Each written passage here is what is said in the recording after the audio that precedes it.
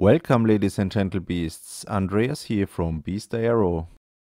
The rear fuselage of the Horus is finally finished, and here I'm going to show you the workshop where everything is going to be assembled. As you can notice, the workshop is still occupied, and so this is a very good time to introduce you to my previous project, the Leggera. In 2020, during the pandemic, I designed the lightest sports boat in the world. Its hull should weigh less than 50 pounds, be able to carry 2 adults and 2 very small children, and have a flat bottom so you can just put it on top of the roof of your car. It is using the Torqeedo Ultralight series kayak motor. The 1100 watt version is the lightest 3 horsepower equivalent outboard that you can buy on the market.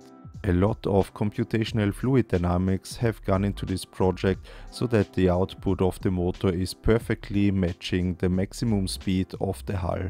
It uses a foam sandwich from the company 3D Core with an asymmetrical glass layup in order to save every single pound possible.